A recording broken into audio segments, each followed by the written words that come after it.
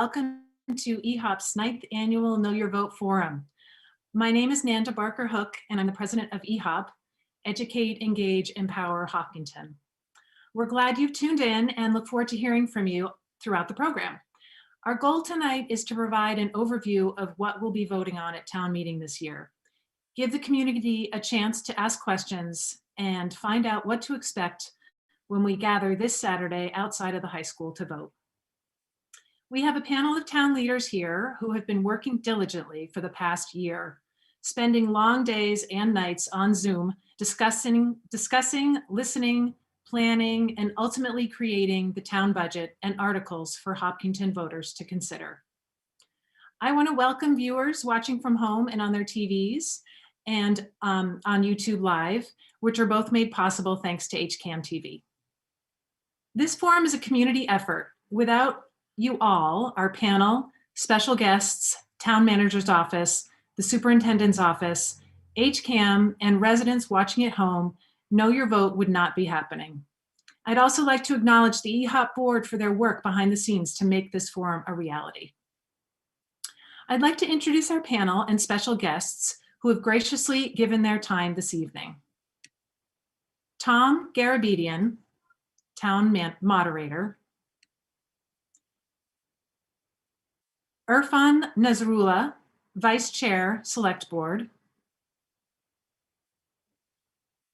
Norman Kamalo, Town Manager. Elaine Lazarus, Assistant Town Manager. Connor Deegan, Town Clerk. Amanda Fargiano, Chair of the School Committee. Dr. Carol Kavanagh, Superintendent of Schools. Susan Rothermick, Director of Finance and Operations of Schools. Gary Trendle, Chair of the Planning Board. Dan Terry, Chair, Parks and Recreation Commission. Mary Larson Marlowe, Chair, Zoning Advisory Committee. Ken Wisemantle, Chair, Community Preservation Committee. Peter Lagoy, Chair, Trails Coordination and Management Committee. And Mike Rowan, Chair of the Historical Commission.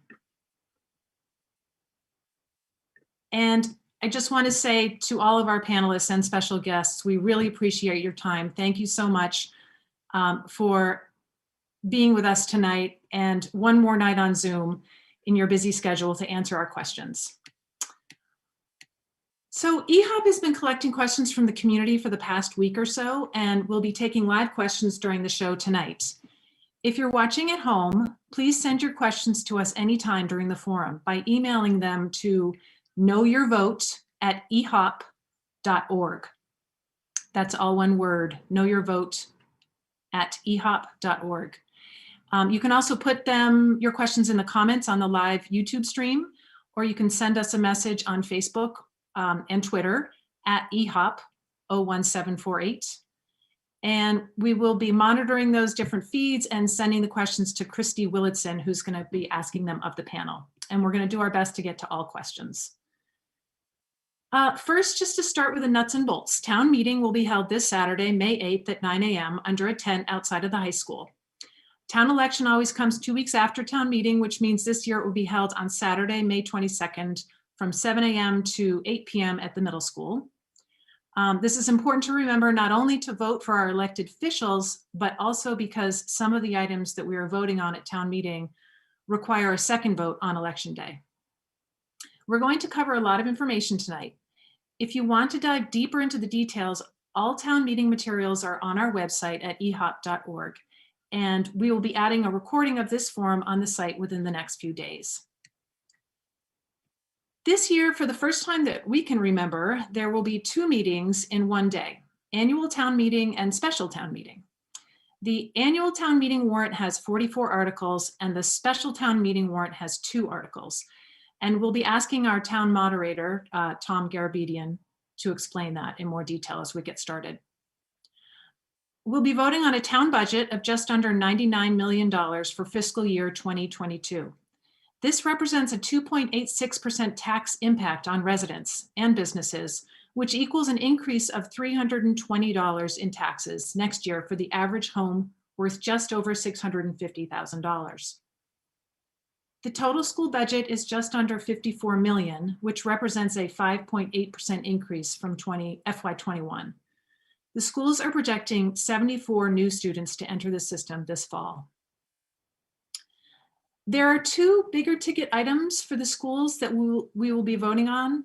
Article 17 is a proposal for just over $3.5 million to add 4 classrooms to Marathon School. And Article 19 is a request for $3 million to replace large areas of the roofs on Hopkins School and the middle school. Both of these items are debt exclusions, which in really simple terms, basic terms, means if we approve them, they will temporarily increase our taxes to fund these specific projects and will require a second vote at the polls on May 22nd. There are 2 articles relating to installing commercial solar farms in Hopkinton. These have generated a lot of discussion and interest over the past couple of years. We're going to be talking to Gary Trendle, chair of the planning board, about both. And that just provides a very high level overview of some of the key articles, and there are many more that we're going to get into. And with that, I'm going to pass it over to my fellow eHop board member, Christy Willardson, to facilitate the Q&A.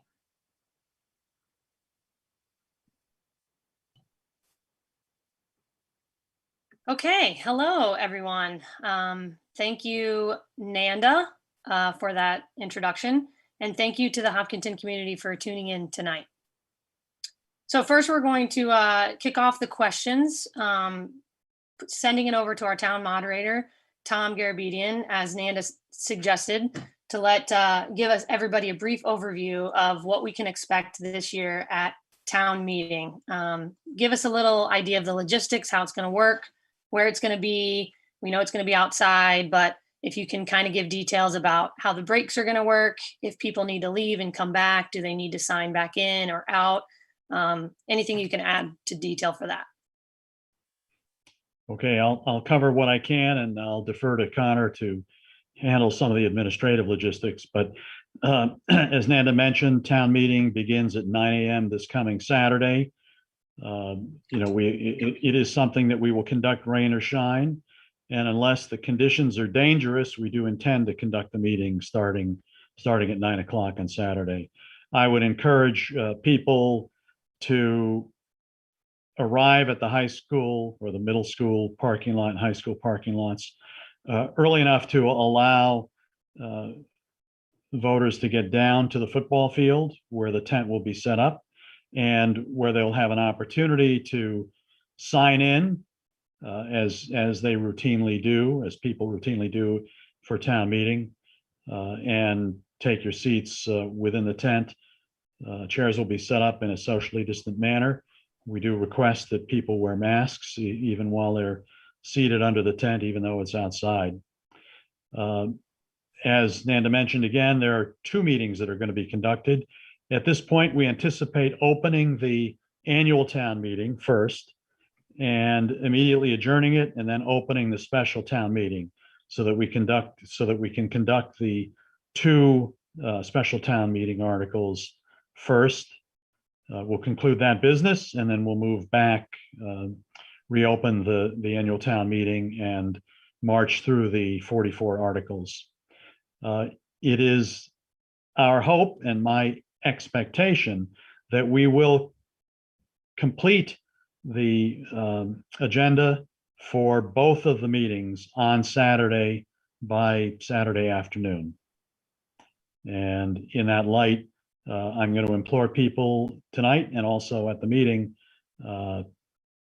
not to monopolize the conversation, to be quick and efficient with respect to their questions, and to enable us to conduct, as we did last year outside, a very thoughtful and efficient meeting. Okay, thank you for that, Tom. One follow-up question. can you get into the reasoning why there's a special town meeting the same day as the annual town meeting? I'll venture my understanding, which is that the special town meeting articles came after the annual town meeting warrant was closed. And so in order to be able to hear it on the same, at the same time, it had to be done within the framework of a special town meeting. Okay, thank you for that. Okay, so we're gonna move into some budget questions, and I'm gonna pass these on to Irfan Nasrullah with the select board. First question is, does the FY22 budget provide level services from FY21? Thank you for that question. So the short answer is yes. It does provide for level funding, and actually there are some specific targeted increases. The largest new start is the addition of 18.5 new positions at the Hopkinton Public Schools at a budgeted cost of $959,265. The budget also includes the addition of a single patrol officer for the Hopkinton Police Department to be funded in the first year by a host community agreement. The addition of less than one full-time equivalent employee to the Youth and Family Services Department, and the funding of a senior services department driver who was formerly paid by a grant that's no longer available. Okay, thank you. So the next question is back to you, Irfan.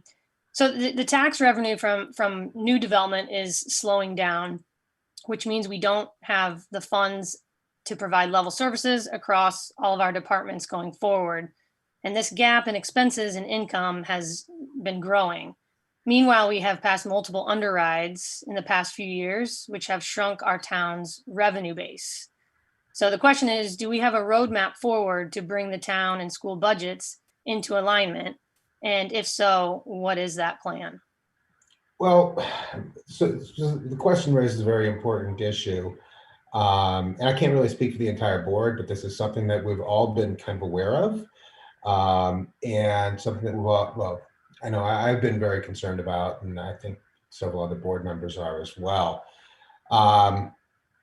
So I certainly share the Appropriation Committee's concern about a potential disconnect between future revenue levels and the cost of major construction projects. I think the town is doing exactly what we need to do to carefully assess and address this issue. While we need to track revenue projections carefully, the town also needs to understand all the issues driving the call for new school construction. Certainly projected enrollment increases are a factor, and more importantly, the Elmwood School is an aging facility that is also a factor. More important, but so yes, you know, we have these we do have this concern, and we are trying to look at. We also need to serve the needs of the town, both now and planning for the future as we kind of move forward. Okay, thank you. And I know this was a question I think presented by Norman or given by Norman. So Norman, I didn't know if you had anything to add or provide or other questions that you might wanted to ask.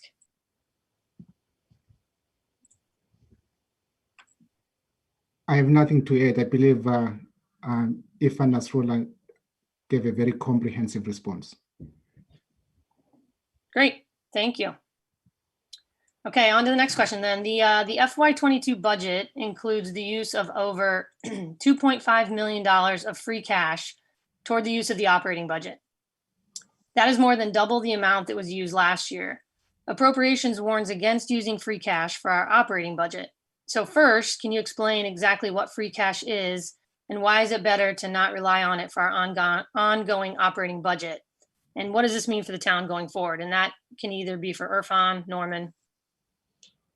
So I'm going to let Norman jump in on what is free cash. It's certainly not cash that grows on trees and is free. So I think it would be helpful to have to Norman give a little bit of an in-depth answer on what is free cash. But before we jump on that, I do want to just kind of say, look, we've been dealing with a pandemic, and there are issues with COVID that has certainly impacted how we're looking at our budget. And while it's not advisable to use so much free cash, I think certain times require certain measures. So the amount being used, we are using $2.5 million free cash in this budget, but the amount being used to support operations is only $692,000. So and the other thing to keep in mind with free cash is it's heavily dependent on the fluctuating revenues that cyclically expand and contract based on the economic conditions. So that's exactly why we can't be consistently relying on free cash as a firm recurring revenue source. So I think the town's general policy is that whenever possible, we should avoid using free cash to fund ongoing operational costs. However, the increase in the FY22 budget proposal is primarily concerned with the resumption of the capital program. Some free cash is recommended to use to balance the operating budget in FY22 in an effort to balance sustaining current service levels while limiting the tax impact on the residents, especially during the COVID-19 pandemic. Norman, do you want to just jump in and just give a little primer on what free cash is? So my joke about it being growing on trees is not taken seriously. Thank you. Free cash is in fact a budgetary term created by this Commonwealth of Massachusetts Department of Revenue to describe certain funds from previous fiscal years that are available for appropriation. It is generated when actual revenue collections are more than budget estimates and when expenditures are less than the appropriations. So I think a good way to put it is leftover money from the previous fiscal years that we haven't spent yet, right? Correct. Thank you. All right, great. Thank you, guys. The next budget question is, the budget includes the creation of new revolving fund to allow Parks and Rec to use the money allocated from Fruit Street field fees to pay for expenses relating to the operation and maintenance of the Fruit Street fields.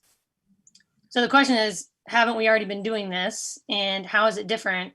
And what was the reason for making this change?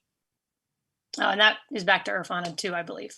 Thank you. So yes, I mean, that is what we've been doing. The town has been collecting fees to pay for maintenance and operating expenses for the Fruit Street fields. In addition to the creation of a Parks and Rec revolving fund, Article 15 also requests to transfer the balance with disputes, for the Fruit Street user fees from Parks and Rec Enterprise Fund to the requested revolving fund. Now, this is really what we're doing here is we're formalizing an understanding that we've had all along. I think about 10 years ago, we passed an article that said that we were going to do this, or we voted on it, but it was never actually formalized, and we never actually did it. So we've been operating that way.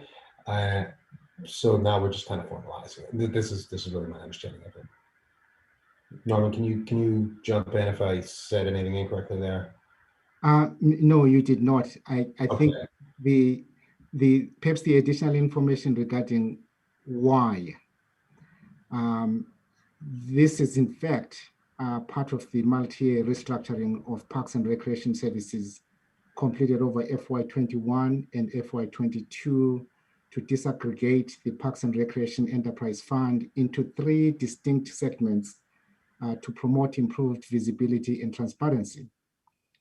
With this reorganization, general community amenities that are not supported by adequate specific fee revenues, such as maintenance of our wonderful town common and recreation fields, the operation of Sandy Beach, and program management are now funded as general government departmental expenses within the general fund. Community youth and adult recreation programs are funded within an existing revolving fund. And then thirdly, a new separate revolving fund that you just described specifically for revenues and expenses associated with the Fruit Street Athletic Complex. So again, this was done to improve visibility and transparency. Thanks. I see Dan has his hand up. I'm not sure, Christy, how we're about to. Yeah, I just, those are great explanations. We went through this at Parks and Rec, and it's that restructuring that Norman referred to is something that we've been discussing informally for a few years, but with Jay Gelfie's work and Norman's work and the finance team at Town Hall, we pulled it off, and I believe it makes a lot of sense. The one additional detail I just want to provide on the Fruit Street fields is we never really had a mechanism to have these funds segregated as funds that would be used to repair the turf at Fruit Street when it comes. Those fields typically have a life of 7 to 12 years where the field's in very good shape, but we're close to a point where we might need to make those repairs. This ensures that the money that has been raised through fees over time, yes, we've used some of that money for repairs and maintenance at Fruit Street, but it ensures that that money is earmarked for that purpose, and it couldn't be repurposed by another group. Okay, great. Anybody else have anything to add for that question? Don't think so. No other hands raised. Thank you. Okay, so we're gonna move on to the operating budget. This is also for you, Irfan, so lots of camera time for you tonight. Can you provide a big picture view of the plan for hiring new staff in FY22 and which departments will have some of these new staff members? Thank you. So I do want to point out one thing that we had instituted a hiring freeze when the pandemic hit. And it was really about trying to be fiscally responsible as we move forward, because there are so many unknowns. So with that said, we did, we are hiring still. It's not a freeze, a hard freeze. It's basically saying that, let's take a hard look at anyone that we want to bring in. Why do we need them? And is it a backfill or is it a new position? If it's a new position, then we need to kind of take a closer look at it and see if we need it. And so that's kind of the background. I'd say the largest increase in new staff is the addition of the 18.5 FTEs for the Hopkinton Public Schools. That reflects the increased enrollment. That includes 7.4 FTE in student services, 5.4 FTEs in instruction, 1.6 FTEs in structural program enhancements, and 4.2 in administrative support and facility enhancements. The budget also, excuse me, budget also includes the addition of a single patrol officer for the Hopkinton Police Department to be funded in the first year by the host community agreement with a developer. The addition of less than one full-time equivalent employee to the Youth and Family Services Department, and funding of a senior services department driver who was formerly paid by a grant, but that one's no longer around. So. Okay, thank you. And so I got a note in there that Norman might have a comment about a new potential social worker position being hired this year.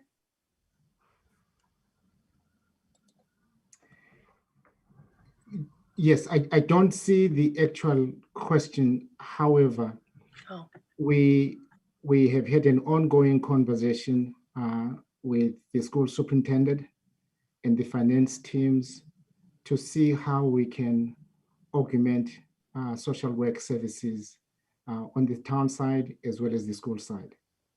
And we are hoping that we can jumpstart that process by using some of the American Recovery Plan funds that will be made available to the community. Okay, thank you, Norman.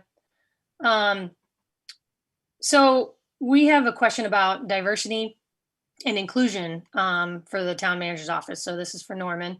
For the town manager's office and for the schools. So even though we don't have time to dive into this topic as deeply as we might like to tonight, we want to ask questions that has come up from a few members of the community. So we're going to start with Norman, with you first. Given the growing diversity in town, can you tell us what investments the town is making in diversity, equity, and inclusion? And specifically, what funding is available for growing our cultural awareness and inclusion in town? Thank you. That's a very good question. The residents and the community may recall that beginning of last year in December, in fact, beginning December last year, the select board unanimously voted to adopt the pledge, principles, and actions on systemic racism in our community and other communities. That pledge reaffirms Hopkinton's ongoing commitment to address systemic racism, social injustice, and inequity in our governance, as well as provision of services to Hopkinton residents and businesses.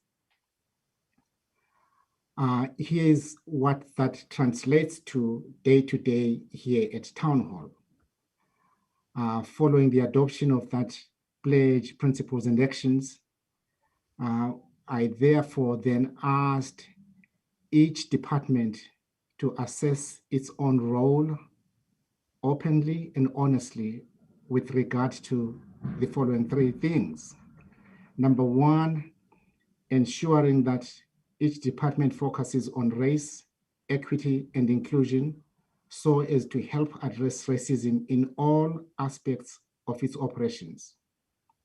Number two, develop and promote departmental specific policies to require that all town employees reflect the commitment set forth in the pledge in their work, and that they be evaluated based on their faithfulness to that commitment. And then last but not least, review departmental budgets to evaluate how resources are allocated so that we can continue and enhance our efforts to promote the pledge's ideals. What funding has been made available this coming year? Certainly through our training budget, which is managed by the Human Resources Department, we will be directing part of that $60,000 appropriation towards addressing this issue, focusing on training for employees. We are also fortunate as a community to have a growing, vibrant civil society. There are non-governmental bodies in town that are working on this issue. For example, the Hopkinton Freedom Team, who are looking for opportunities to expand the partnership between our town departments and such civic organizations working in the community. And then last but not least, we also work very closely with the Personnel Committee, whose members have extensive experience working on this issue. In fact, our HR director has put together a very wonderful compilation of materials that she has made available to each department, and she's going to continue to review that list, working collaboratively with the Personnel Committee. All right, great. Thank you for that answer. Can I jump in for just a minute, Christy? Of course, go ahead. I just want to dovetail on some of the things that Norman said. Number one is we have taken this pledge, but it's not just limited to race, okay? We're looking at anyone who has been traditionally or doesn't have the same resources or doesn't have the same, I don't know, the word escapes me, but we're also looking at things such as sexual orientation, gender,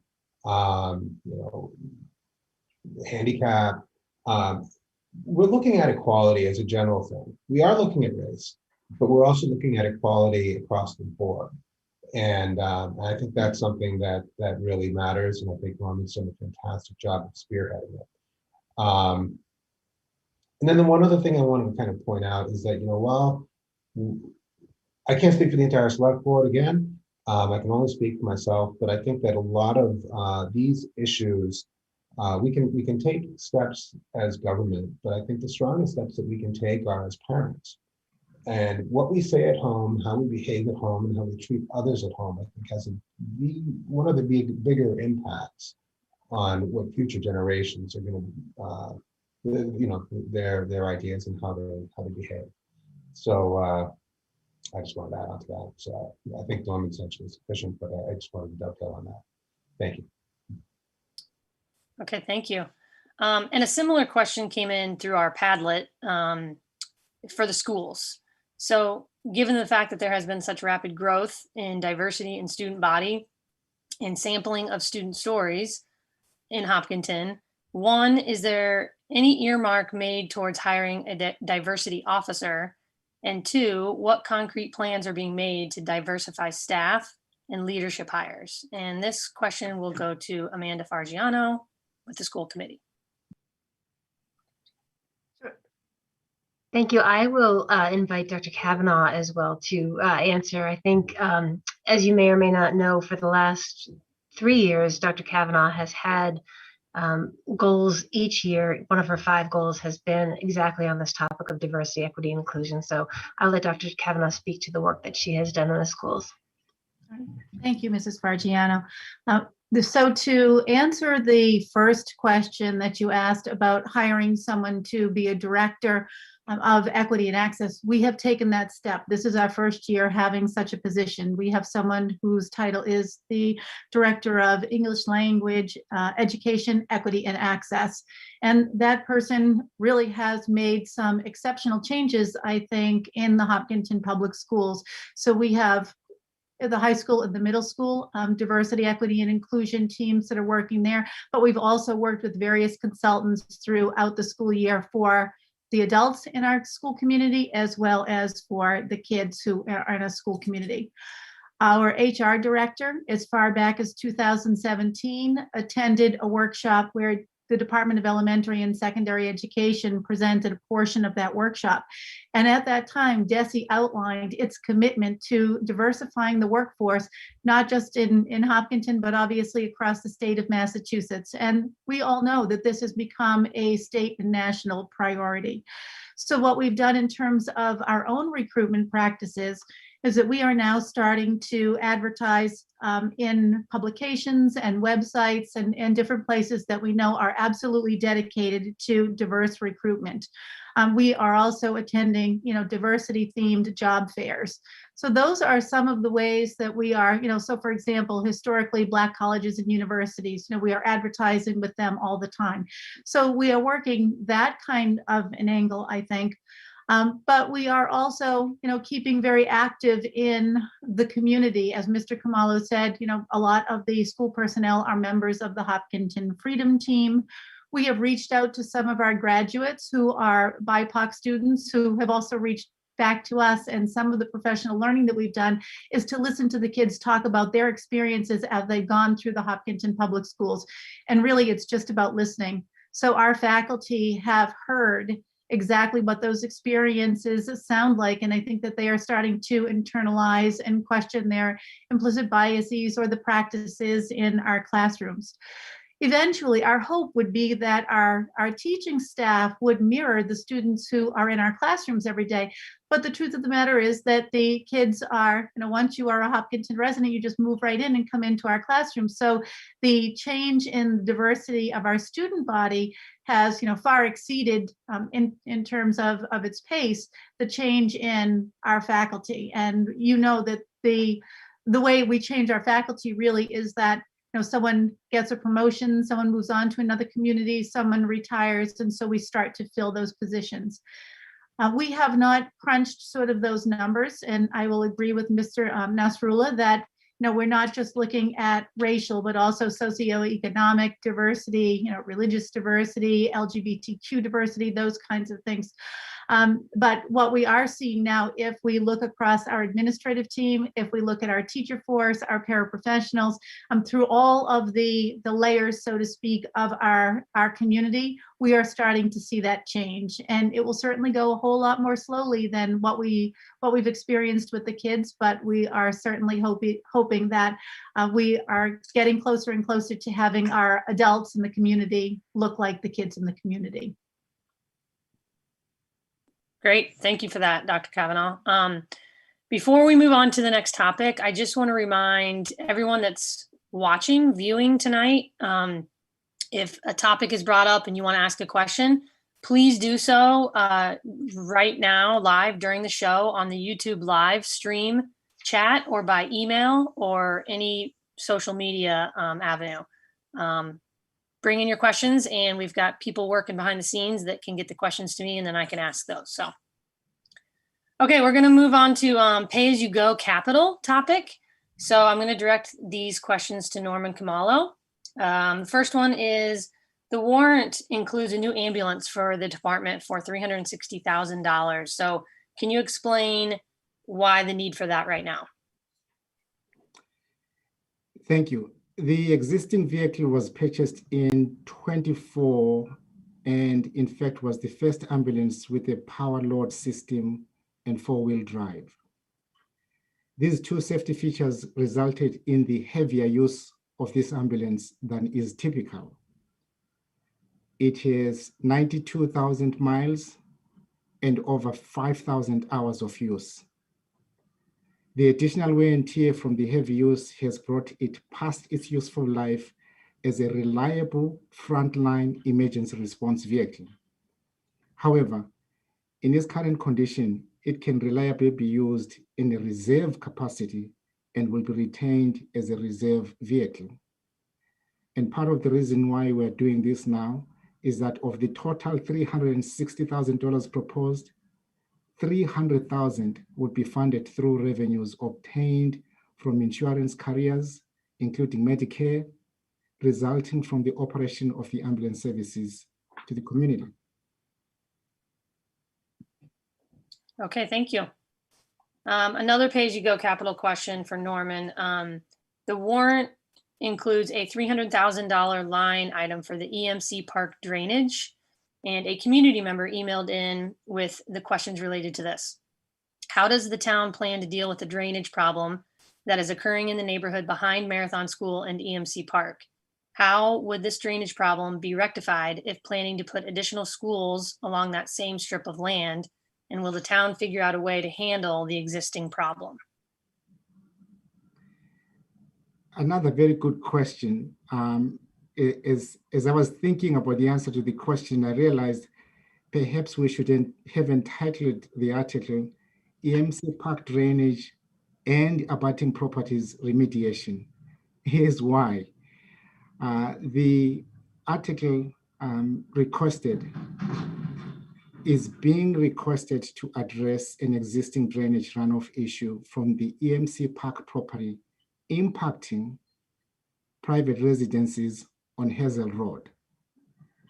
The proposed remediation in this request is not related to any school property.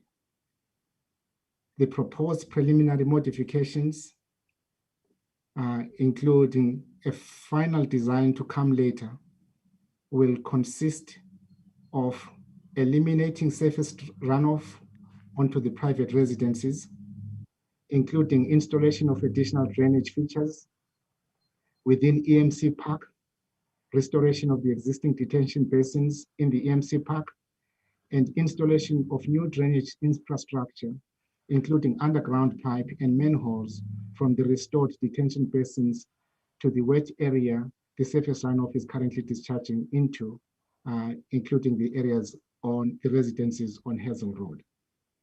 So again, it's a drainage remediation project that will address the impact of the drainage coming from EMC Park impacting the abutting properties. Okay, thank you for that. And then another question was, there is $60,000 earmarked for a center school planning study. A couple of years ago, the town had an advisory committee that collected input from town leaders and residences on potential uses and what was needed for physical upgrades and maintenance. So we're wondering, or the question is, how is this study different? And are we going to use the information that we gathered from that old committee going forward? Put simply, the differences between the work of the Permanent Building Committee and the Center School Reuse Study Group is in terms of detail. The Center School Reuse Group focused on the likely broad uses of Center School going forward. The Permanent Building Committee then picked up the ball and now focused on the feasibility of those uses, and thus the $60,000 being requested is to develop a request for proposals from developers to provide a detailed cost and benefit analysis based on the preliminary uses developed first by the Center School Reuse Study Group and then later refined by the Permanent Building Committee. This will allow the Permanent Building Committee to complete the feasibility study previously approved at the annual town meeting. The most beneficial use of the site for the town based on this proposal will allow the completion of the feasibility study for this key town asset. And that study will be presented to the select board with final recommendations for use of the site, and anything that requires town meeting will be brought over to town meeting. Okay, thank you. And then this next question is still a pay-as-you-go capital question, but it will be either for Amanda Fargiano or Dr. Kavanaugh. There is $80,000 earmarked by the Hopkinton Public Schools planning study. Can you explain what this study is for? Sure, I'm happy to take that question. Sure. So I will go back in time a little bit to December of 2019. The community may remember that we brought in a consulting group to take a look at all of our facilities and to kind of make a recommendation about projected enrollment and square footage. And so what the schools have done very, very simply is to take a look at that projected enrollment and to look at our 5 buildings and say, if that projected enrollment bears out, we would be 187,000 square feet short in our physical plants. And that's a huge problem for us. And so the number in the community that has been kind of floating around out there is 157 million. And when we use that number, I know that number frightens the community, but if we have that kind of enrollment over a 10-year period, that would sort of be the cost to figure out how to compensate for the 187,000 square feet that we are currently short. And so when we had those folks in December of 2019, it was really important to us, not to sort of jump on an idea then, but to make sure that we get it right. 157 million is an awful lot of money. We've been invited into the MSBA pipeline for the Elmwood School, and so we will have to do feasibility around that as well. So people may be wondering, what's the difference between the feasibility study you'll do for the Elmwood School and the $80,000 that you're asking for this sort of district-wide study? There may be aspects in those two studies that do in fact overlap, but these are two distinctly different projects. The $80,000 is going to look at our 5 buildings, and it's going to look at the locations of those buildings, the grade configurations of those buildings, the size of those buildings, what it would cost to take those buildings and add on square footage, the feasibility of adding on square footage based on where those buildings are located, traffic, all of those things. That's what the $80,000 is for. We we really want to make sure that we are going to get this right. And along the way, as we look at our 5 buildings and what they have and what they don't have, what they offer and what they don't offer, we'll be bringing the community along with us. What we want to make sure is that the community has an opportunity to weigh in on these projects. So that's what the $80,000 is technically for. It's to really start to establish, what will be the configuration of our schools, and really to give us a long-term plan based on projected enrollment that we are able to monitor over time. And I don't know if Mrs. Fargiano or Mrs. Rothermick, who are both on this call, if they would like to add something to that, because I think that this is an important ask of the community, and I want to make sure the community is well informed. I think you explained it, beautifully. I would just add, this is a project that I'm personally very excited about on behalf of the community. We've heard from a lot of residents who are aware of the growing enrollment.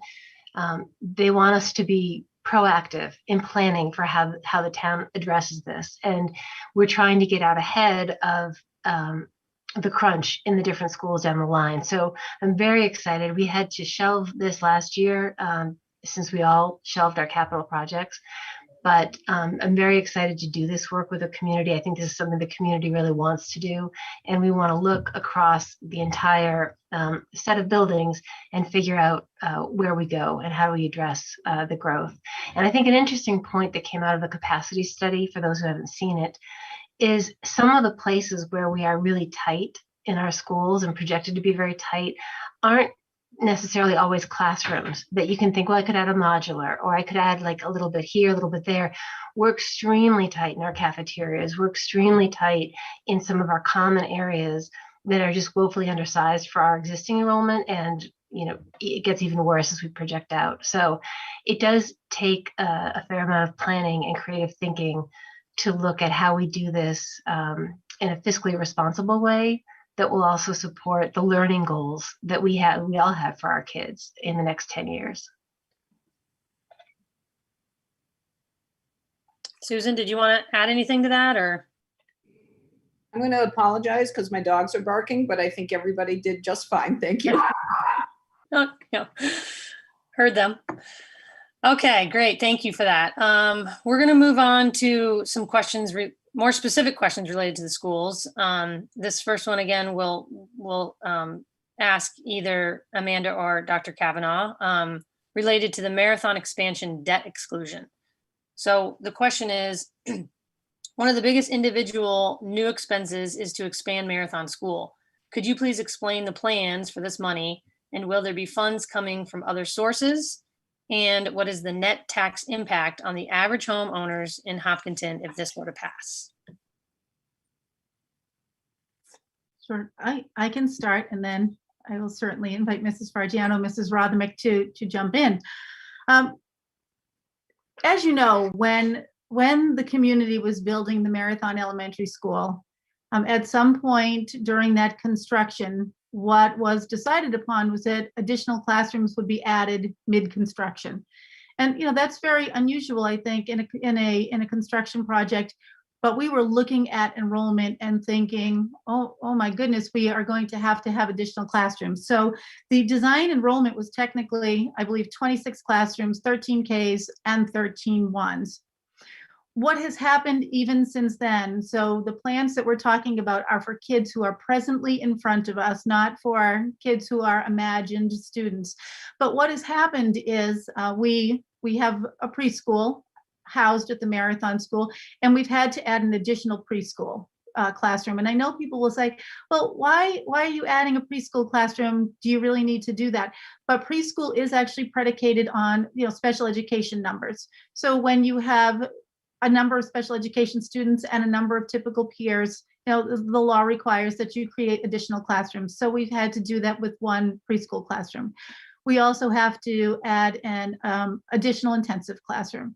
So when you're going through that process, and we are now up to, I think we have 14 Ks. So, 14 grade ones. So when you get to this place where you're adding intensive, adding preschool, adding first grade, you start to have to take away some of those other classrooms that were, for related arts. So the first one to go was the health room, and then the art room. And now we're thinking, if we have a great enrollment increase. We may need to take away the Family Resource Center in that building. And so we're really concerned about what's happened to this sort of state-of-the-art facility that had, all of these sort of wonderful attributes and accommodations. And now we're kind of dismantling that building, if you will, like piece by piece because of enrollment growth. The other thing that I'm not sure people think about with the Marathon School is that when you start to have an influx of English learners, and so now you need those small group, instructional spaces, and the building is certainly short on those. And so what we are needing to do really is to add classrooms already to that building. The building has not quite been open for 3 years, and we do need additional classrooms.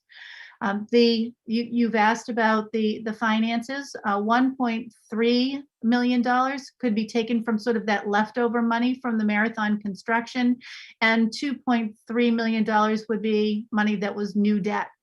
So when we look at the total cost of $3.625 million, that's kind of the combination of the funding. And if people are wondering what would be the cost to the average household, so somewhere around $650,000 is estimated to be the average household in Hopkinton. It's about $47 a household.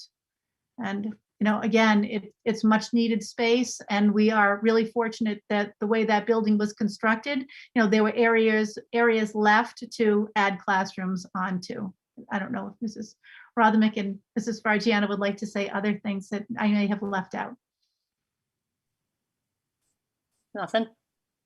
I think the only thing that I would just add quickly, sorry for jumping in, is that when that building was designed, there were 2 areas that were identified as potential areas where the building could be expanded. So at this time, we are adding the 4 classrooms in one of the areas that was identified early on as part of the construction where additional classrooms could be added. Okay, thank you.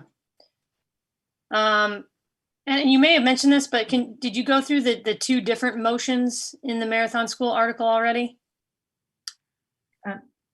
I did talk briefly about the 1.3 million that would come from the former construction, and the 2.3 million that would need to be paid for with, additionally with that construction.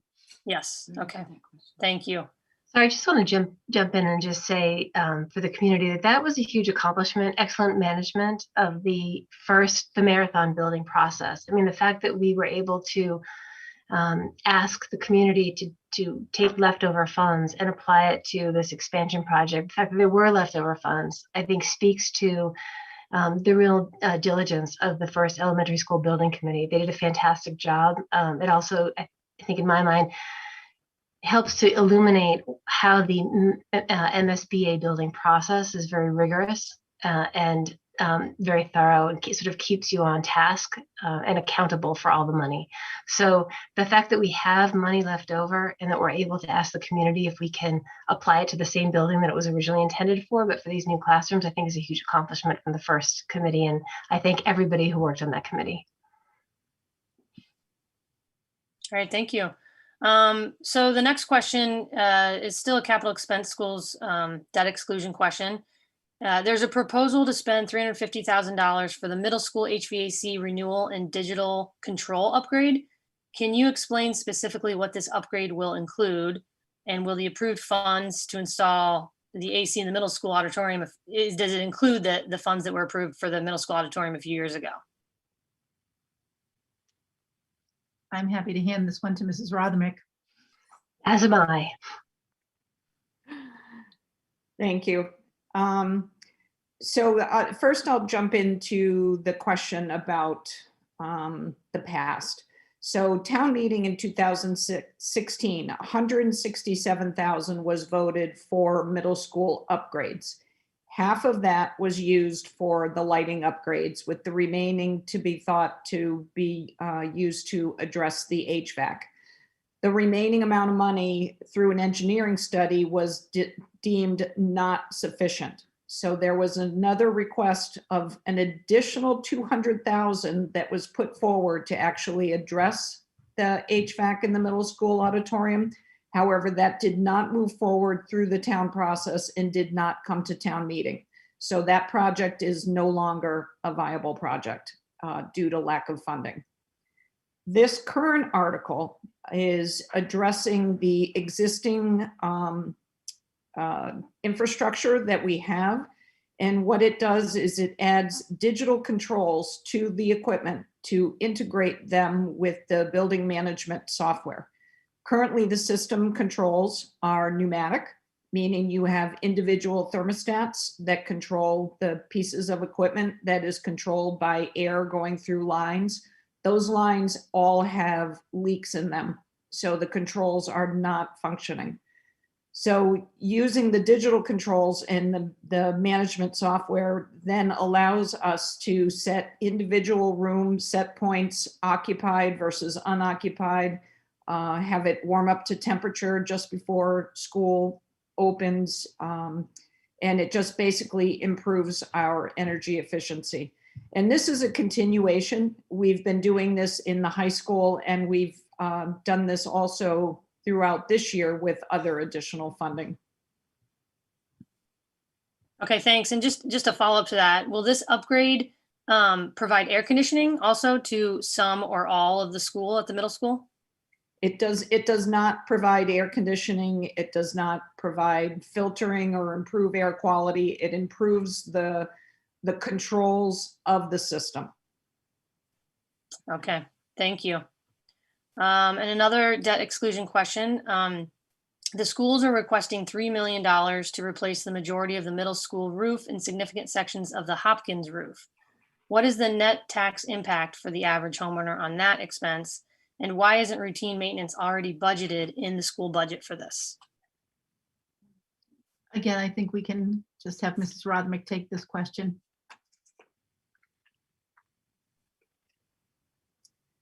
Okay. Sorry, there's a message that popped up.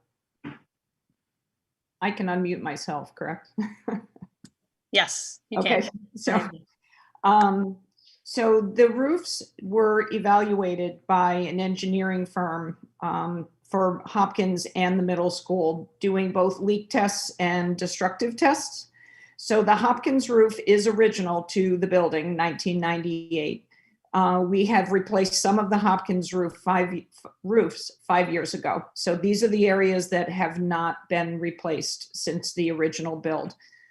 The middle school has several different portions of the building, original built in 1950 with additions in 2007. So both of these roofs, both at Hopkins and the middle school, have been deemed at end of life.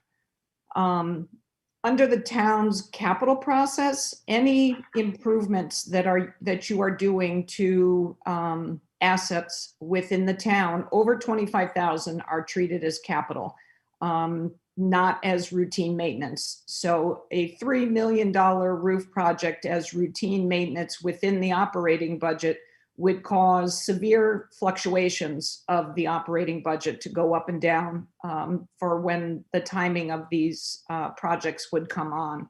That is why it is being asked as a capital project.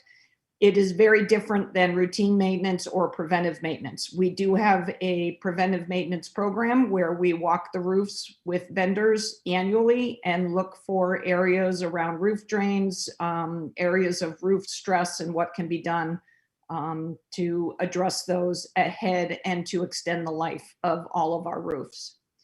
So for this particular article, the tax impact, again, for the average homeowner, the house value of just over $655,000, the tax impact for this would be $40. Okay, thank you for that. And a follow up on the roof questions. Has there been any research done on doing solar panels on the roofs for these new roofs? So you always want to do solar panels on a new roof. And I am doing research on increasing the amount of alternative energy sources that we can do for the school, which would include potential for roofs, parking lot canopies, and various aspects around the school district. So the new roof is a potential as well to increase that capacity. Okay, thank you. Yeah. And then Article 2 on the special town meeting warrant relates to funding a feasibility study for possible expansion or replacement of Elmwood School. Can you provide some background and timeline for this? What's the long-term goal and how much will the study cost? Sure, I'm happy to do that.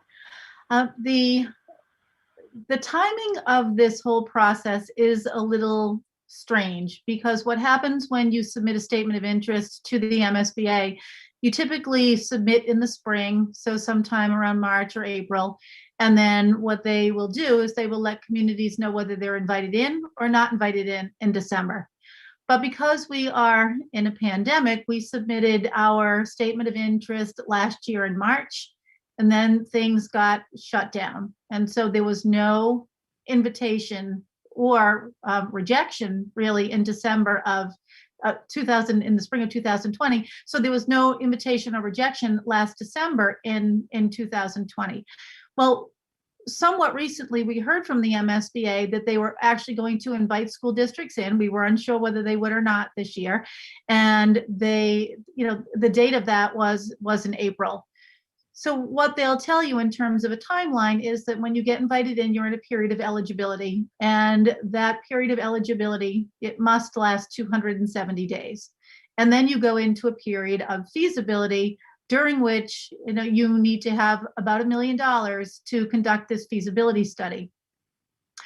The reason that we have an article on the special town meeting warrant is that if we start in eligibility and we go count out 270 days, that will bring us to right about, I think it's January 28th, when we would be technically moving from eligibility to feasibility. So there is no town meeting between now and next January. So in order to avoid a special town meeting, that's why you see this request of $1 million on the special town meeting warrant. The amount is about $1 million, and that's what MSBA will tell you the amount is. If you end up doing a building project with them, it does become reimbursable at the percentage rate. So if we do eligibility, and then there's no guarantee that you're invited into feasibility, but imagine that we are, then you go into a design process. So what the MSBA will tell you is that you're not going to put a shovel in the ground in Hopkinton until July of 2023. So it's sort of a protracted process. It's a very thoughtful process. And I think Mrs. Fargiano was talking about the MSBA process before.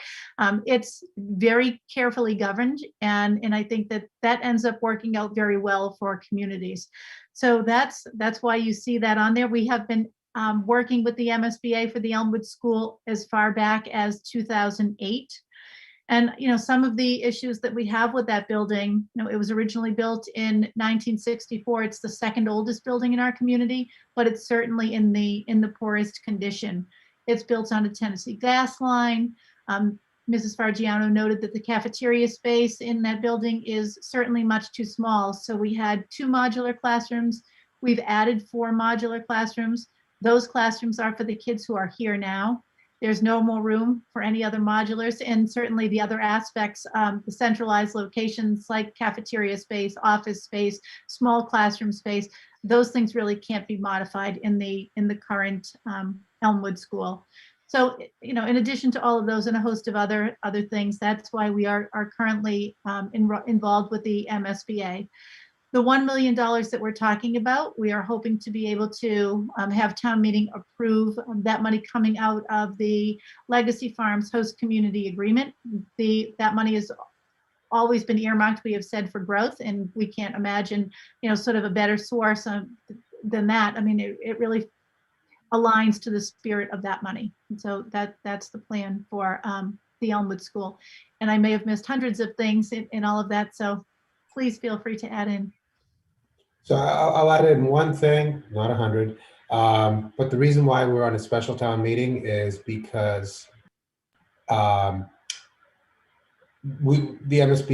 MSBA had notified us after the warrant had closed, and that's why we had to go into the special town meeting for that. Okay, thank you for that clear up there. Okay, we're going to change gears and start talking about solar zoning articles. So I'm going to direct these questions to either Gary Trendle, the chair of the planning board, or to Mary Larson Marlowe, who is the chair of the zoning advisory committee. So I'll let you guys decide who wants to answer. The first question, there are 2 articles that propose regulations for installing commercial solar panels in solar farms. Why are there 2 articles? How are they different? And if we were to vote yes on one of them, does that negate the other one?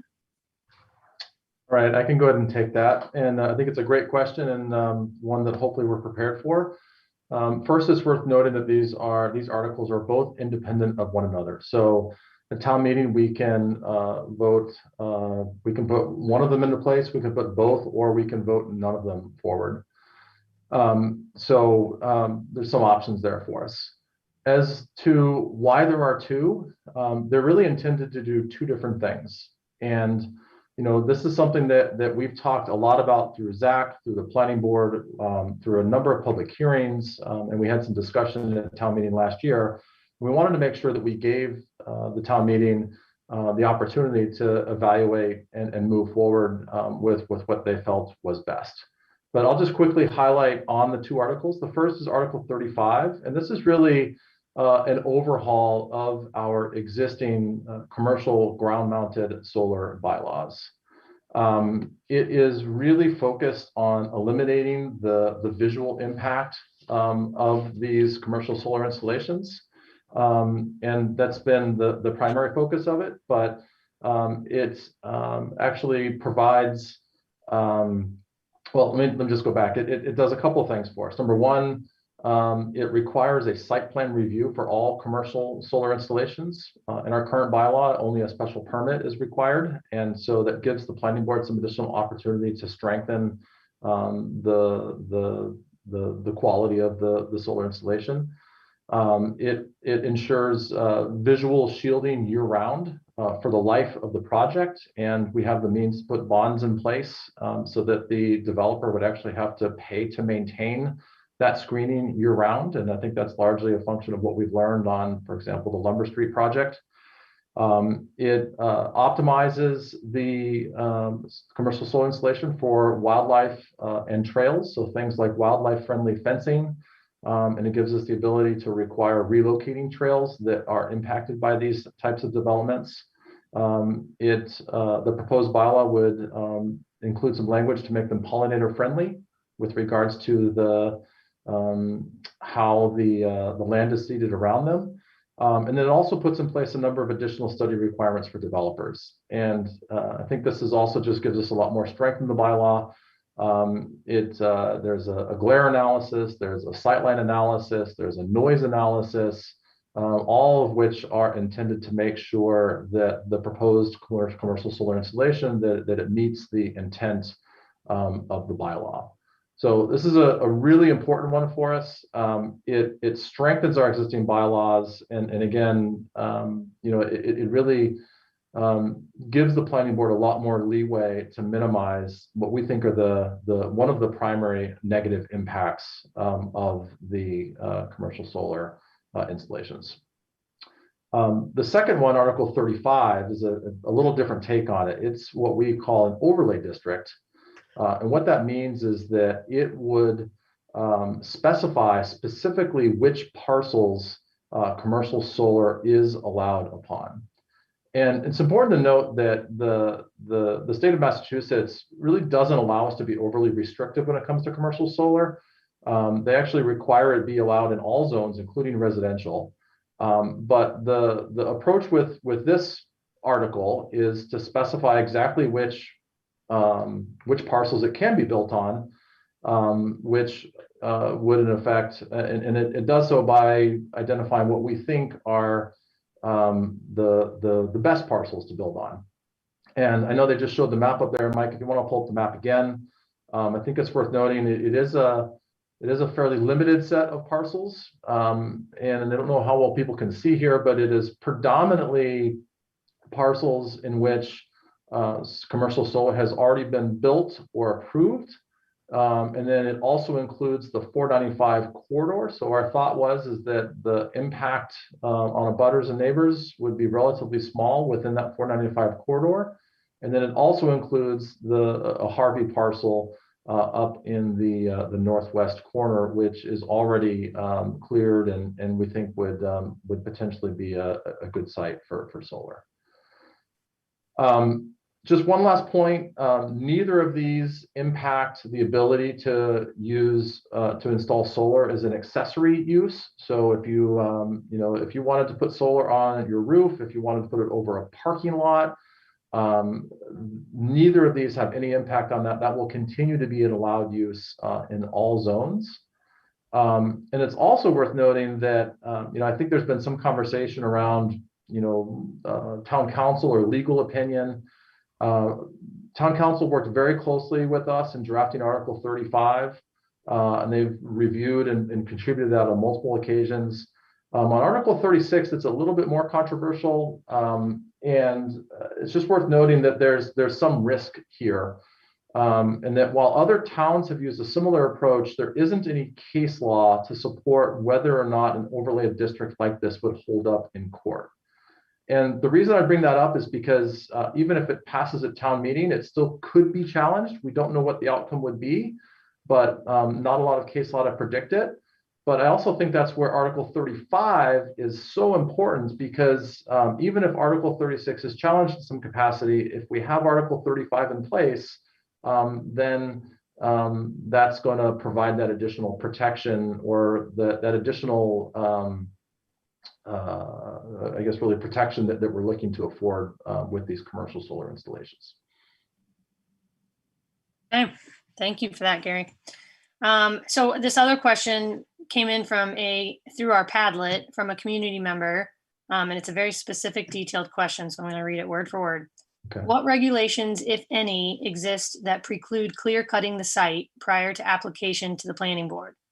So a potential scenario that the community member gave is if a property owner clear cuts a site prior to making an application for a solar array, would a sound transmission report by an acoustic engineer still be relevant, since the noise damage to the surrounding property owners would then be pre-existing at the time of the application? Yeah, so it's a great question, and unfortunately, it's not a perfectly clear answer, like many things. It's important to note that for someone to clear cut their land, they actually need a forestry management plan and a tree cutting permit. And typically, that forestry management plan has a lot of additional details that are required in it. One of which is often the intended use of the land.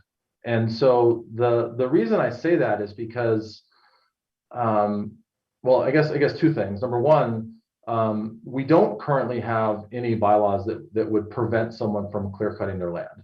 And we've started to talk about that. We evaluated an article for a town meeting, but we felt that it was a little bit premature. We needed some time to think through it. It has potentially fairly big implications.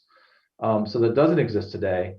But the other reason that forestry management plan is important is because there's also not really a lot of incentive for someone to clear their property now.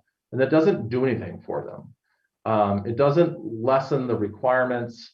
It doesn't sort of give them an easier pathway to approval. And in some cases, that might actually complicate it, because if they had declared a particular use in that forestry management plan, now they go back and change that, then that could introduce some complexities if they were to try and install solar at a later point in time.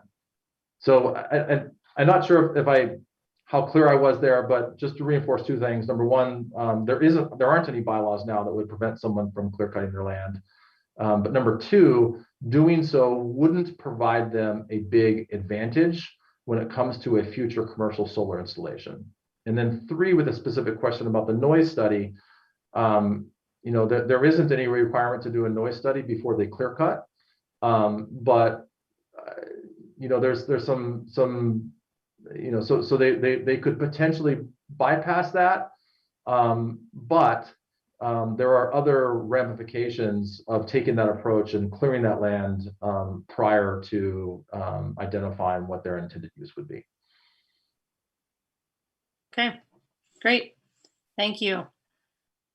We are going to switch topics unless anybody has anything else to add to the CPC articles. So I'm going to direct these questions to Ken Wisemantle of the CPC. First one is before we dive into any questions relating to the community preservation funds, just for new viewers out there that might not know what CPC is, could you please explain what CPC is and where the money comes from? Be happy to answer that question. The CPC is the Community Preservation Act, and the funds are generated by 2% real estate tax and a yearly state grant or match to the funds. And this allows Hopkinton to use these funds in 4 categories: open space, recreation, historic preservation, and community housing. Okay. So we'll get into the first question. So this question is for Dan Terry of Parks and Recreation. The largest community preservation funds proposal is for $350,000 to make a skate park at EMC Playground, plus $40,000 more to surround it with netting. So the question is, who is involved with planning this project, and is there a design plan that you can share? And thirdly, who will maintain the park, and are there going to be maintenance funds going forward? Okay, that's a great question, because it is a large project that we're looking forward to. First, a little bit of history. This request kind of came up organically from members of the community. Jenny Hart in the Parks and Rec department kind of worked and organized a group that that had a real interest in this. And we originally went to CPC in, I believe it was the fall of 2019 to talk about this project. The group that and it came about as, I mean, there were dozens of emails looking for this, and I think it was one of the, as far as of all this, I've been on CPC for 3 or 4 years. There's been this had to be one of the projects that had the most community input. We had at least a dozen people came to a couple of meetings and spoke out in favor of this. So that was in the fall of 2019. And then the guidance we got from CPC on this was, it's a big project. Let's break it down into the planning phase, because there were some aspects that had to do with drainage and some other things. So the planning phase, and then the construction phase. So last year we had the planning phase approved, and we've gone through the planning process. In terms of involvement of the design of the park for this particular request right here, we're working with a company called Pillar Design. They've designed a number of parks throughout the country. This is a specialty of theirs. They've developed or designed a park in Framingham, another one in Quincy, and they're in the process of working to construct a $2 million skate park in Worcester.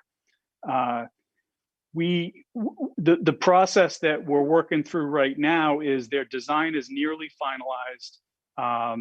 We plan to have a presentation of that to a group. It was originally planned for this Thursday, but given events that are going on in the community this Thursday, it looks like that's going to be postponed to next week.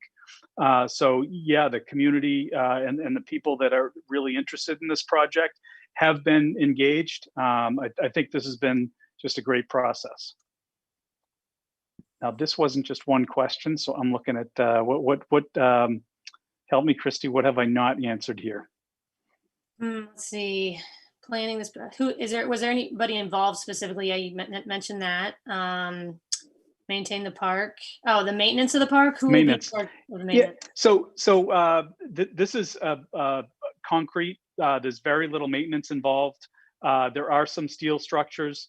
The design company absolute best practices would be to paint the limited amount of steel structures that are involved each year and to resurface the concrete. But the guidance from them is that the vast majority, 90% of the parks, do not do it on an annual basis. We don't think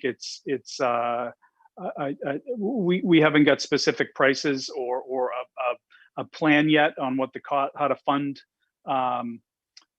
maintenance over time, but since it's concrete, it's nearly maintenance free.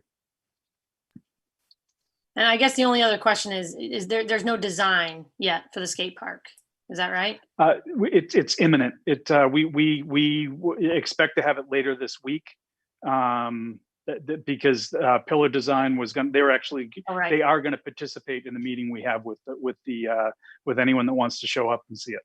Okay, great. Hey, Dan, I have the photo that you guys had sent off to CPC, and Mike's got that. Maybe that would answer the design Sure. aspect of it. Could put it up. The only thing that I'm going to caution is that was a little while ago, and I think there's been some fine tuning. Okay, Mike. But yeah, let's see it. It's Is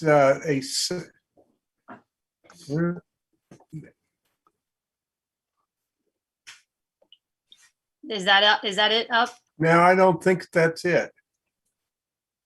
Amy, do we have any of that? was Get a- that it one. was- Nanda, was a- can you resend it to Mike? There's a separate file, I think. Okay. Yeah.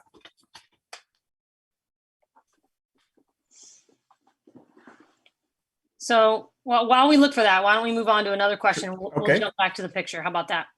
Absolutely. Okay. So this next question is going to go to Peter Lagoy, Chair of the Trails and Coordination and Management Committee.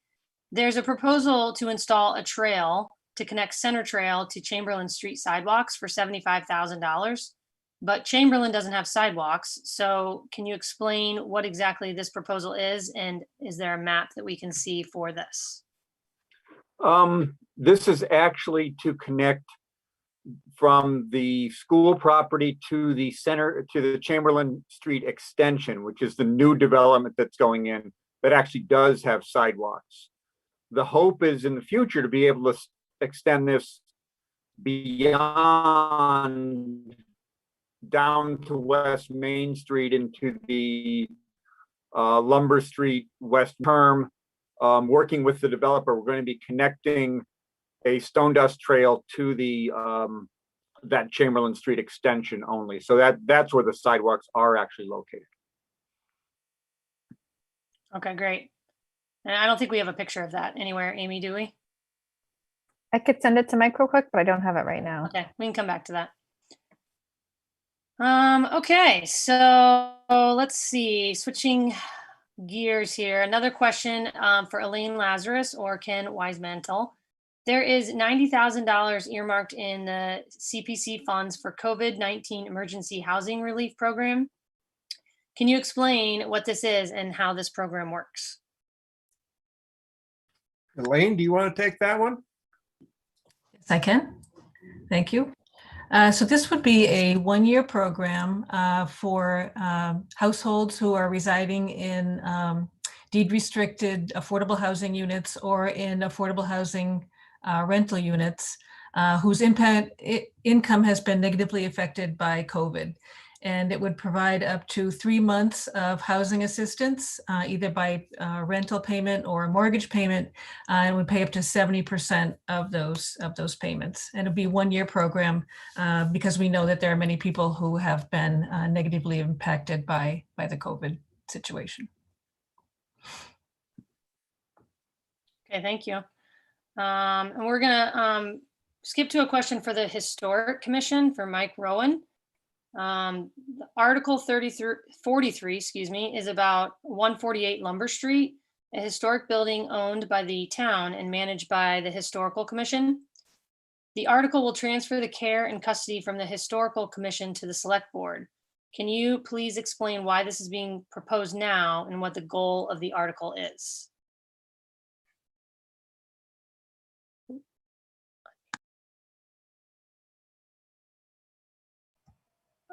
So, Yep. Can you hear me now? yep, So our goal as a historical commission is not to own or manage property, but to ensure the preservation of historical legacy structures in the town. The McFarland Sanger property is one of those structures that we saved from a development potential demolition, and we've restored it with the help of CPC funds. So we've restored the roof, we've restored the siding, we've restored the windows. So we believe it's at a point where it can be repurposed. Our goal by opening it up for resale is to hopefully find someone who can use it for value, so that we're not just the custodian of an old property. Our aspirations are to look at one of the neighbors, Deerfield Estates, but also look at potential private purchase with the idea that there'd be a deed restriction on the property. So our goal as a historical commission is to maintain properties in the town, but always be able to look for the next property that's endangered. So I think at this point, the McFarland Sanger, we've invested in its restoration, and we're very hopeful that we can find a potential buyer who would be able to maintain that property. Okay, thank you. We had several questions through our Padlet from community members about the dog license proposal change, and this would be for Connor Deegan. So the question's about the proposal to change the dog licensing penalty fees. So can you explain what this proposal entails and when the potential change in penalty fees will take place? Hi, yes, thanks for having me. So this is really a housekeeping article. Upon reviewing this a few years ago, back in 2019, we discovered that our penalty fees were lower than what the state mandated. So our bylaws were not in accordance with the current state general laws. So this is an attempt to merely bring that number back to the state mandating that it be a minimum penalty of $50. And we're not trying to change anything else of it substantially right now. We're figuring we can look at some more of the details on it a little further down the road. But as of right now, it's just a case of that we're already supposed to be charging that. Realistically, we should be doing it right now because the state law supersedes our bylaw.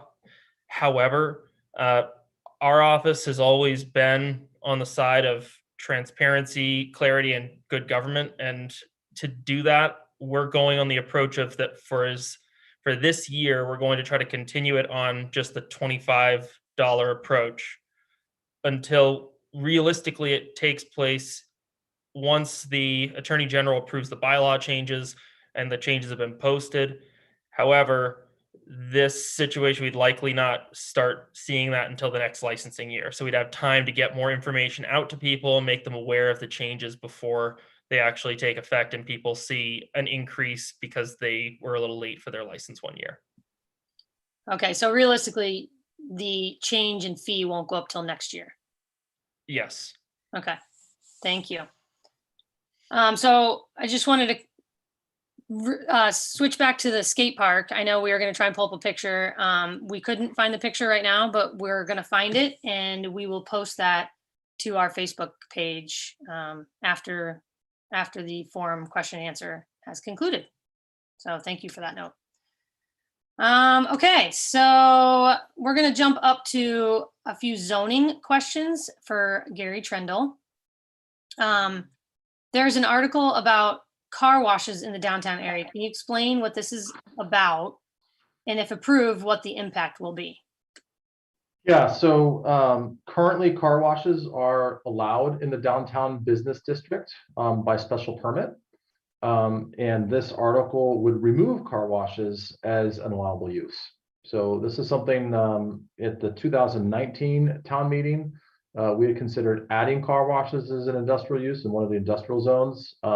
And we also considered removing it in downtown business district. That change did not go through, but we heard loud and clear that people didn't feel that car washes were appropriate in downtown business district. So it just doesn't allow car washes there. Okay, thank you. And now for a DPW question for Norman Kamalo or Elaine Lazarus. There's a proposal to spend $300,000 on a chlorine injection into the Grove Street water tanks. Can you explain what this is and why you're proposing this now? And will this be paid for by all the residents or just the people connected to town water? Thank you. That's a very good question. Three-part answer. What this is, it is a system of piping, tanks, pumps, and controls that will inject chlorine into the water system, and it will be located at the Grove Street tanks. The injected chlorine will increase the chlorine residual in the entire water system, which will stabilize pH levels, thereby further reducing the corrosiveness of the water. Why now? The DPW's water sampling in the water system shows that copper levels across the town meet Department of Environmental Protection, DEP standards. However, some copper levels in the schools were elevated due to the contact time that the water has with the school's copper pipes. The school department and DPW have been working closely with DEP to ensure that students and staff are protected. The school department and the DPW have been following all of DEP's recommended mitigation measures, including replacing fixtures in the schools. DEP required that the town conduct a corrosion control study as part of their mitigation requirements. That study recommended increasing the chlorine residual in the water system to stabilize the pH levels to help improve the water quality in the schools and to further reduce copper levels throughout the town. Who's paying for this? This will be funded from the Water Enterprise Fund. Therefore, it will be paid for by people connected to the town's water system. Okay, thank you. A couple questions came in through Facebook that I want to get in. So one of them is for the schools, the marathon expansion. Well, it's related to schools in general, I guess. The question is about center school right now, and they're asking, while it's empty now, why aren't we trying to remodel the center school now and try to make use of it? I can comment on that, or Dr. Kavanaugh, I don't know if you want to take that. The center school is actually no longer an asset that belongs to the school department. So that belongs to the town at this time. So maybe Mr. Kamalo would want to comment. The only other thing that I would add is that at the end of the MSBA process, when we decommission a school, we can't bring that back online. We're not allowed to bring a school back online once it's been decommissioned. So it's not our asset and it can't really be used as a school again now that we've replaced it. Dr. Kavanaugh or Mr. Kamalo, is there anything that I missed? Great. Okay, thank you. Another Facebook question came in regarding the Hopkins and middle school roof. They are wondering if this has been bid out or will they bid it out before construction? Because it seems like an expensive project. So they're wondering if you plan to bid that out. It has been bid. We have a vendor already in hand. That was a quick one. Thank you. Okay. Oh, we have a skate park photo now. Woohoo! Let's see it, Amy. Or Mike. Do we have that, Mike? Maybe. Oh. All right, hold tight. See, I guess I'll take a few seconds while he's pulling that up. Again, we're close to being done with questions. So if there's anybody still watching that wants to get a quick question in, YouTube comments, Facebook comment, emails, if you have any questions about anything that's been asked tonight, you can still email us or post a question and we can get it in. We've got just a couple more minutes here. Nanda's back online.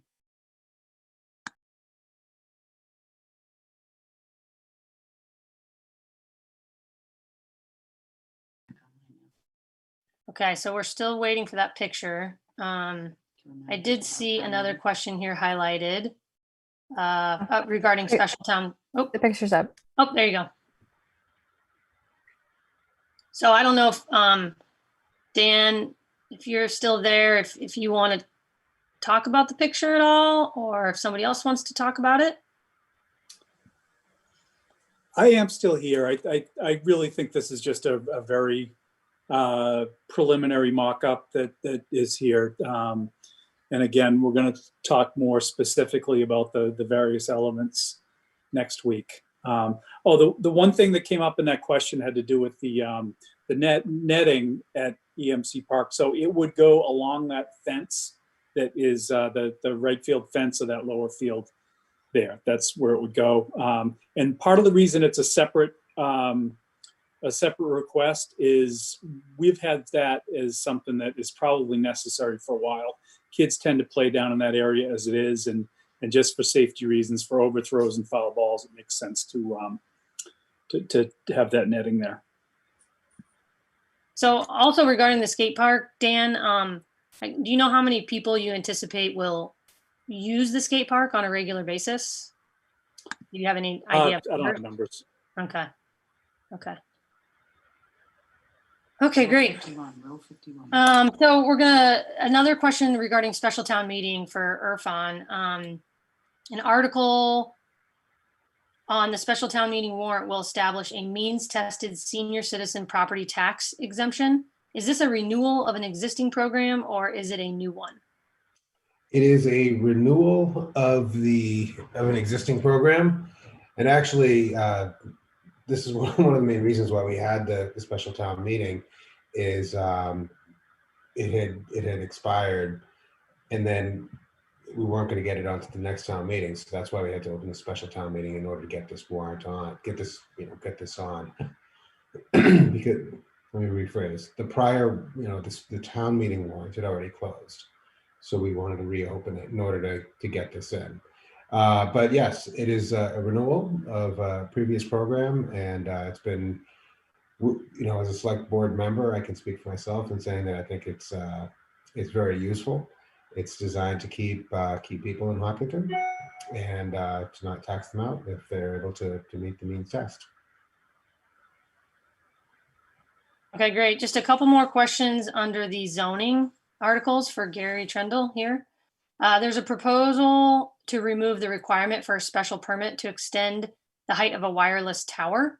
How will this impact residents, and where are the current towers? Yes, thanks, Christy. I don't have information on where the current towers are, but I think it's important to note the actual language because it doesn't remove the special permit required for a height change of any kind. It actually, let me just read it here for you. Special permit is, excuse me.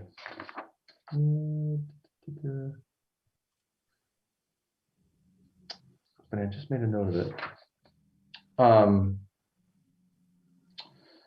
It requires, it eliminates the requirement for a special permit if the modification does not substantially change the physical dimensions of a tower or base station.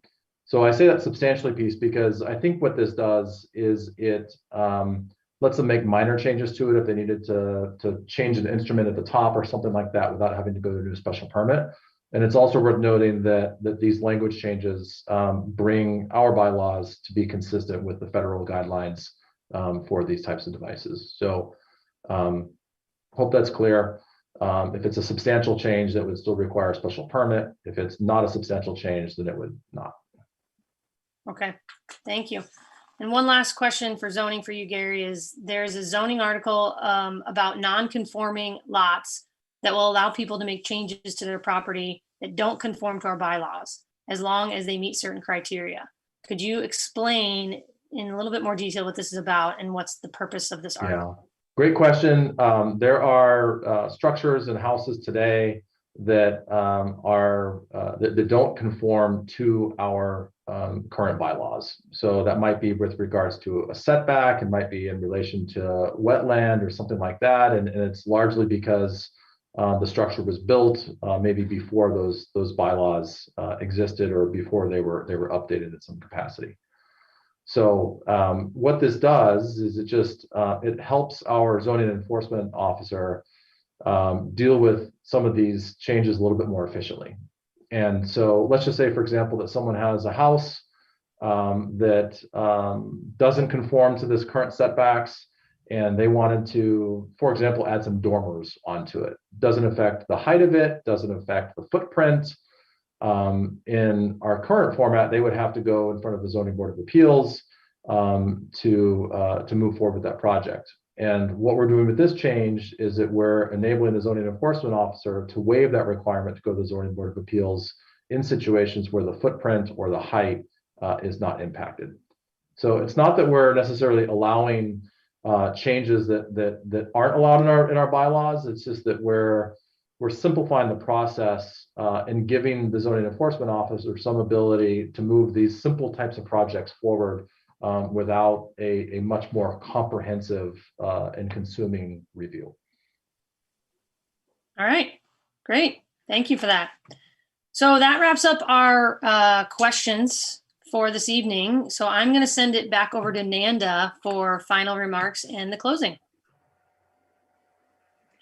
Thank you. Thanks a lot, Christy. Wow, we covered a ton of material. You did a great job. Thanks, Christy, for moderating. I feel much more informed. I hope all of our viewers feel more informed. I just want to remind everyone that HCAM is going to be archiving this video, and it will be on their YouTube channel, and then eHop will be posting it on our website in the next few days. And again, you can find links to all town meeting materials on our website, ehop.org. A huge thank you again to all of our panelists, our special guests, the town manager's office, the superintendent's office, and HCAM for helping eHop make this 9th annual edition of Know Your Vote a reality. And lastly, we look forward to seeing everyone at town meeting this Saturday at 9 a.m. outside of the high school. Thank you and good night.